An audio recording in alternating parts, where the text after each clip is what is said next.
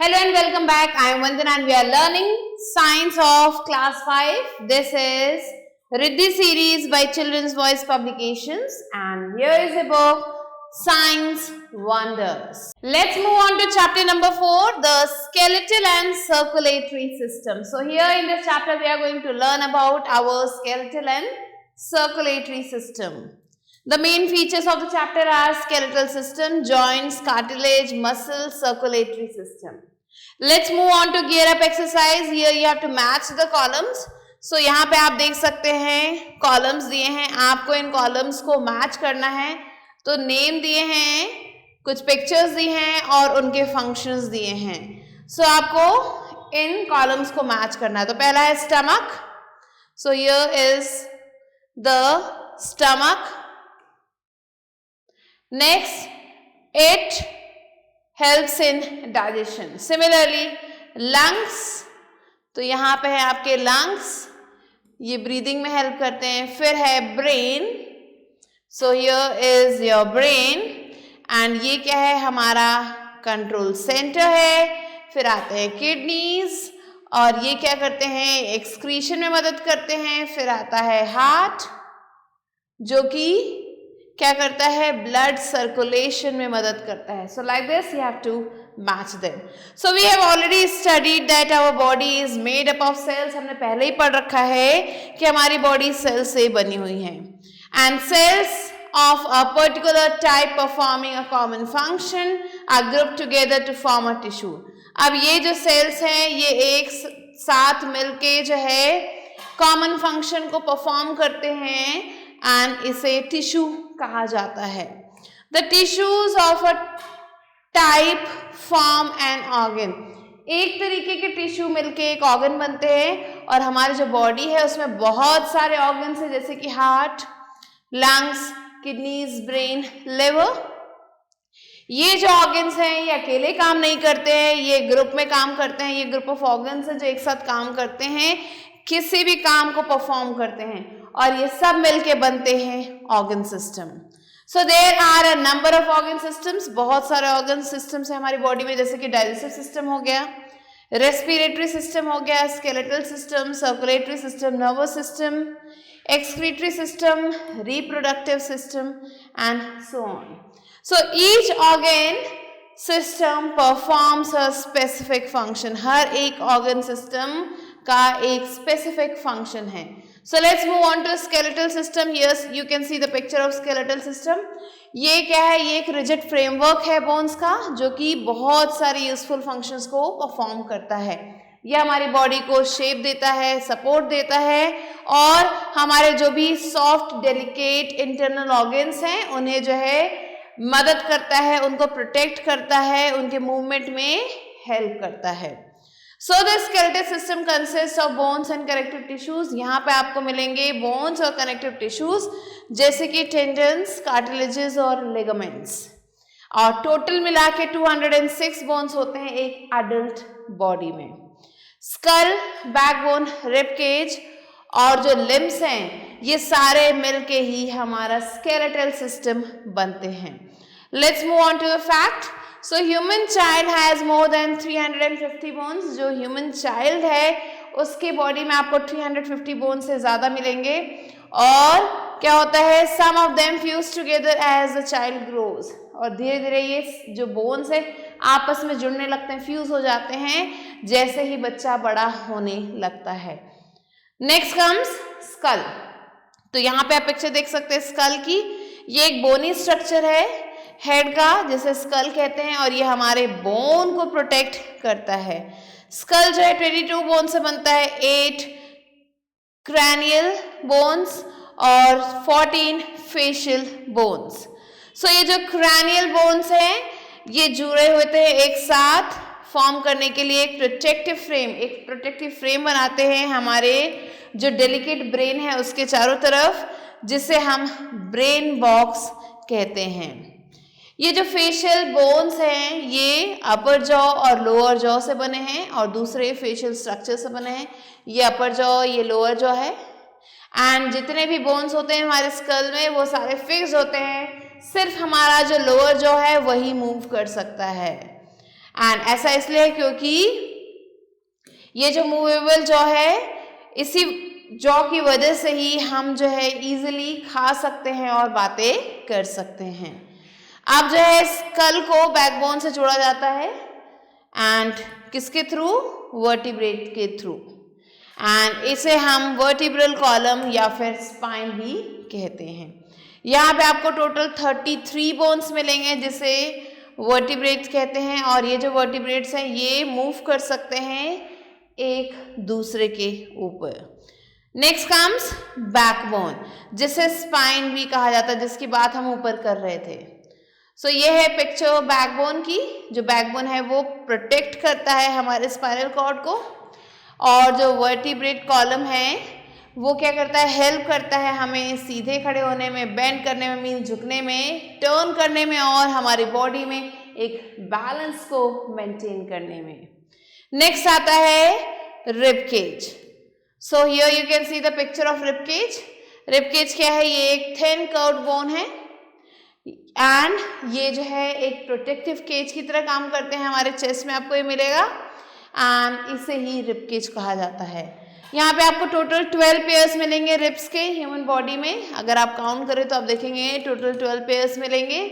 अब ये जो रिब्स हैं ये जुड़े हुए होते हैं बैकबोन से और हमारे ब्रेस्ट बोन से, जिसे हम स्टेर्नम भी कहते हैं।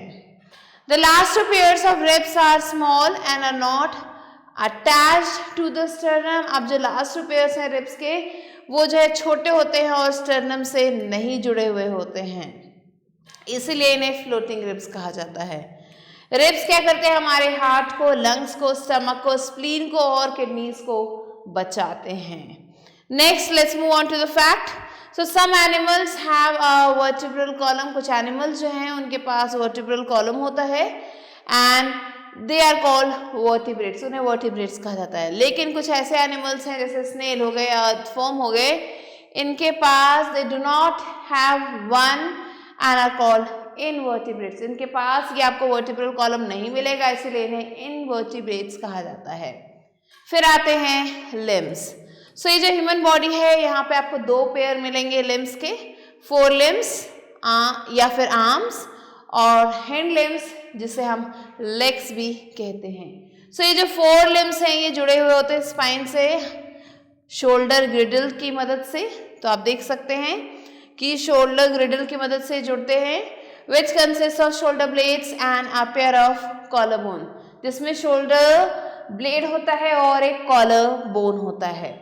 फिर आते हैं हमारे हैंड लिम्स, जो कि हमारे पैर हैं, ये अटैच होता है हमारे बैकबोन से पेल्विक ग्रिडल की मदद से, ये आप देख सकते हैं।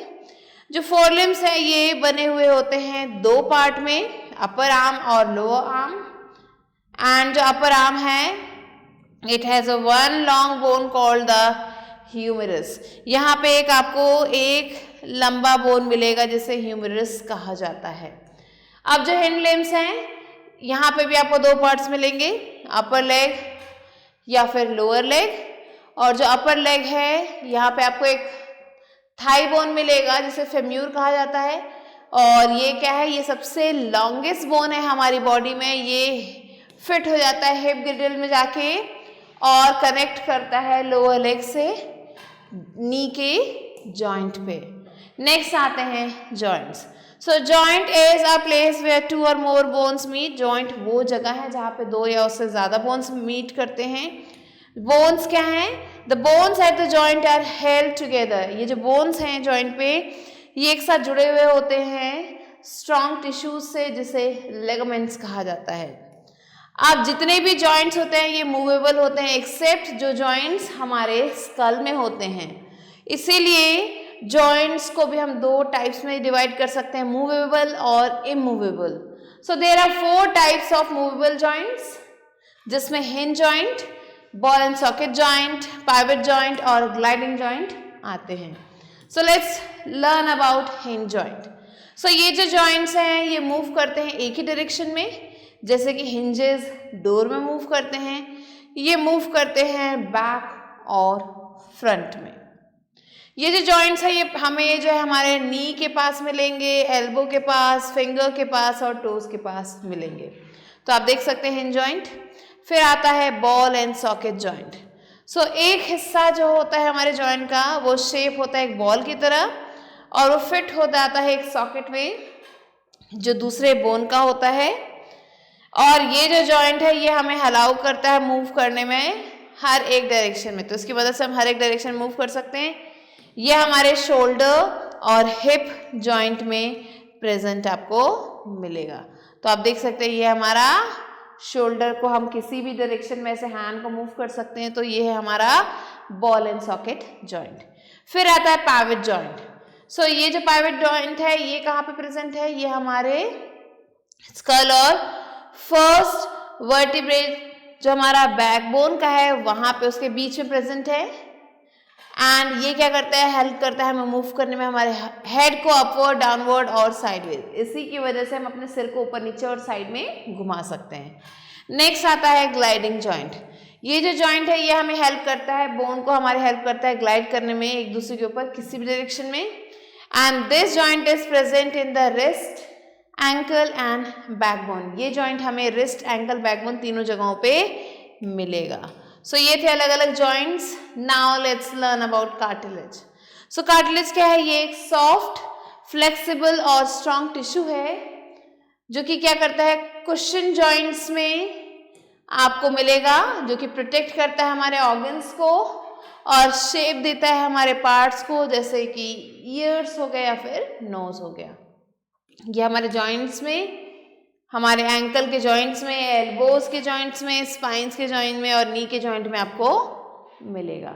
और कार्टिलेज क्या होता है, ये काफी ज्यादा सॉफ्ट होता है। Next let's move on to the fact. The longest muscle in the human body is sartorius. So ये जो है सबसे लॉन्गेस्ट मसल है ह्यूमन बॉडी में। Next let's learn about muscles.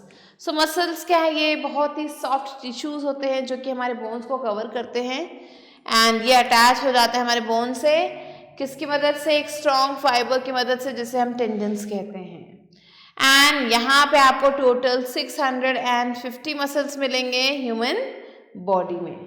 जब जो ये मसल्स रिलैक्स करते हैं या फिर कॉन्ट्रैक्ट करते हैं, ये क्या करते हैं, मूव करते हैं बोन्स को। Muscles help us to bend our elbows and ankles. Muscles ही हमें हमारे एल्बो को बेंड करने में, हमारे एंकल्स को बेंड करने में, खाने को चबाने में, एक्सेल करने में, इनहेल करने में एयर को, और तो और हार्ट बीट को चलाने में मदद करते हैं। Now let's learn about types of muscles. यहाँ पे 3 तरीके के मसल्स होते हैं, स्केलेटल मसल्स, कार्डियक मसल्स और स्मूथ मसल्स। तो ये 3 तरीके के मसल्स हमें मिलते हैं हमारे ह्यूमन बॉडी में। तो पहला आता है स्केलेटल मसल्स। ये जो मसल्स है ये जाने आते हैं वॉलंटरी मसल्स के नाम से और ये क्या करते हैं, डायरेक्टली हमारे कंट्रोल में होते हैं। सो जो भी वॉलंटरी मसल्स हैं वो हमारे कंट्रोल में होते हैं। अब ये जो मसल्स हैं ये प्रेजेंट होते हैं हमारे आर्म्स में, हमारे लेग्स में। ये जो मसल्स हैं इसमें आपको स्ट्राइप्स मिलेंगे उसके ऊपर और इसलिए इन्हें हम स्ट्राइप्ड मसल्स भी कहते हैं। फिर आते हैं कार्डियक मसल्स। सो ये है हमारा कार्डियक मसल। ये जो है हमारे दिल में पाया जाता है और ये 24 आवर्स तक काम करता है बिना रुके। ये जो मसल्स हैं इनमें भी आपको स्ट्राइप्ड अपीयरेंस मिलेगा, लेकिन ये जो मसल्स है ये हमारे कंट्रोल में नहीं है, तो ये इनवॉलंटरी है। Next smooth muscles. सो ये जो मसल्स हैं ये these are not under our control, ये भी हमारे कंट्रोल में नहीं है और इसलिए इन्हें इनवॉलंटरी मसल्स कहा जाता है। ये जो मसल्स हैं इसमें आपको स्ट्राइप्स नहीं मिलेंगे और ये जो है आपको मिलेंगे हमारे ऑर्गन्स के वॉल्स पे और ब्लड वेसल्स में। Next comes circulatory system. So ये जो सर्कुलेटरी सिस्टम है यहाँ पे आपको हार्ट, ब्लड वेसल्स, ब्लड, ये सारी चीज़ें मिलेंगी। ये ट्रांसपोर्ट करता है बहुत सारी चीज़ों को अलग अलग फॉर्म्स में हमारे बॉडी पार्ट में। पहला आता है हार्ट। ये एक मस्कुलर ऑर्गन है जो कि हमारे चेस्ट कैविटी में है, स्लाइटली टिल्टेड फॉर्म में आपको मिलेगा और ये लेफ्ट की तरफ मिलेगा। यहाँ पे आपको 4 चैम्बर्स देखने को मिलेंगे, 2 अपर चैम्बर्स जिसे आर्टरिया भी कहते हैं और 2 लोअर चैम्बर जिसे वेंट्रिकल्स भी कहते हैं। अब ये क्या करता है, ये ब्लड को पंप करता है हमारे सारे बॉडी पार्ट्स तक और ये जो है ये जैसे हम अपने फिस्ट को क्लेंच करते हैं तो इसका जो शेप है या जो साइज है वो इतना ही बड़ा आपको मिलेगा। Next comes blood. So blood क्या है? ये एक रेड फ्लूइड है जो कि हमारे पूरी बॉडी में सर्कुलेट होता है।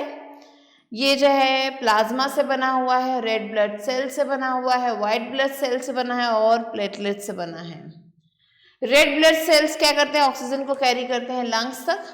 अभी जो रेड ब्लड सेल्स है ये क्या करते हैं? ऑक्सीजन को कैरी करते हैं लंग्स से दूसरे बॉडी पार्ट्स तक और फिर रिमूव करते हैं कार्बन डाइऑक्साइड को ब्लड से। जो व्हाइट ब्लड सेल्स है ये कलरलेस होते हैं। ये जो सेल्स है ये हमें हेल्प करते हैं हमारी बॉडी को डिजीजेस से बचने में, इन्फेक्शन से बचने में। अब प्लेटलेट्स हेल्प करते हैं क्लॉटिंग में हमारे ब्लड के। अगर जो है कोई कट या फिर बाउंड हो जाता है तो हमें जो है ज़्यादा ब्लड का लॉस नहीं होता है। नेक्स्ट आते हैं blood vessels. So blood vessels क्या है? ये फाइन ट्यूब्स हैं जो कि काफ़ी ज़्यादा ह्यूज अमाउंट ऑफ ब्लड जो है हमारी बॉडी से ले जाते हैं। यहाँ पे आपको 3 मेन टाइप्स दिखेंगे, आर्टरीज, वेन्स और कैपिलरीज। नेक्स्ट आता है आर्टरीज। सो आर्टरीज क्या करते हैं? ये ऑक्सीजन रिच ब्लड को अपने साथ ले आते हैं हार्ट से दूसरे बॉडी पार्ट्स तक और ये जो है काफ़ी ज़्यादा स्ट्रॉन्ग और थिक वॉल्ड होते हैं।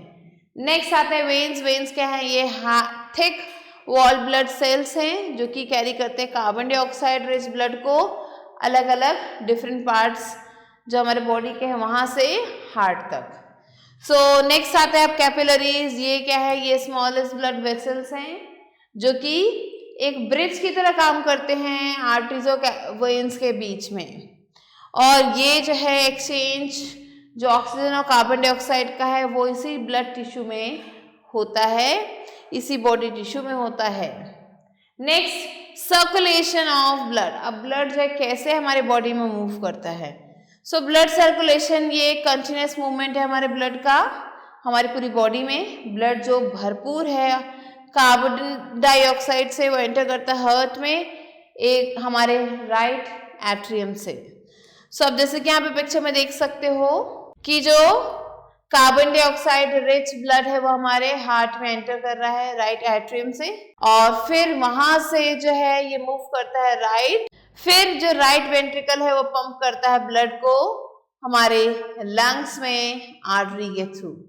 अब कार्बन डाइऑक्साइड गैस जो भी है होती है ब्लड से वो रिलीज हो जाती है और ब्लड पिक कर लेता है ऑक्सीजन को। ऑक्सीजन जो है वो काफ़ी ज़्यादा मिल जाती है ब्लड में और हमारे दिल तक पहुंचती है लेफ्ट आर्टरियम से या फिर वेन से। एंड यहाँ से जो लेफ्ट एट्रियम है वहाँ से ब्लड मूव करता है हमारे लेफ्ट वेंट्रिकल तक और यहाँ से ये ब्लड जो है पंप हो जाता है पूरी बॉडी में। सो ऐसे ही सर्कुलेशन ऑफ ब्लड चलता है। So this was the chapter. Now let's move on to new words.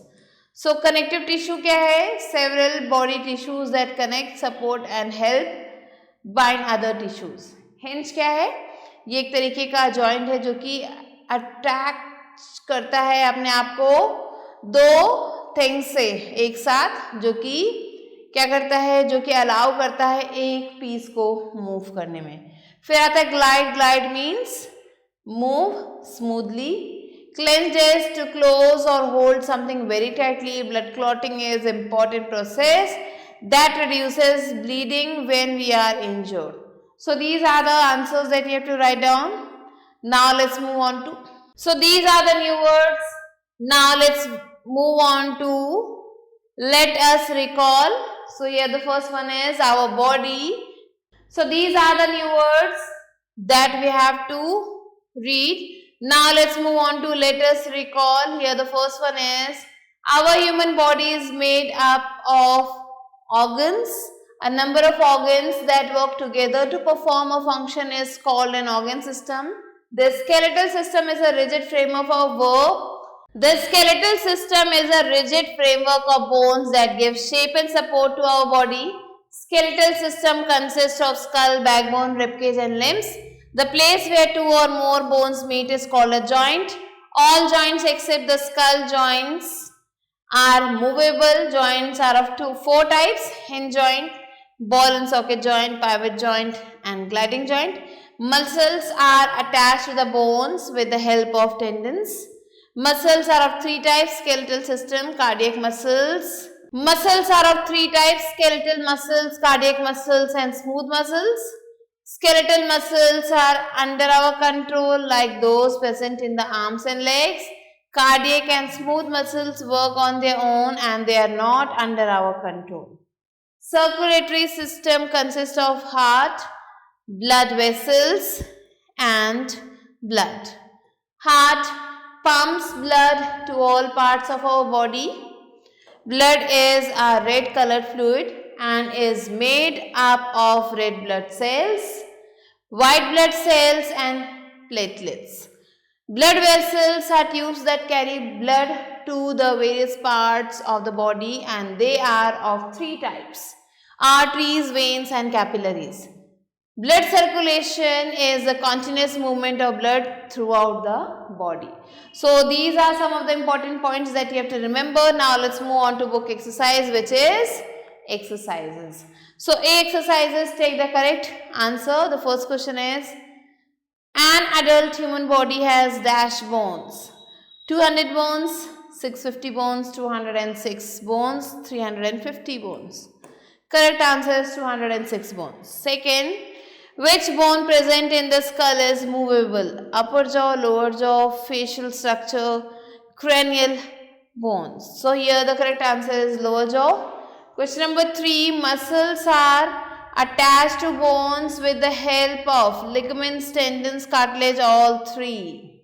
Third one is, muscles are attached to bones with the help of ligaments, tendons, cartilages, all three. Correct answer is tendons.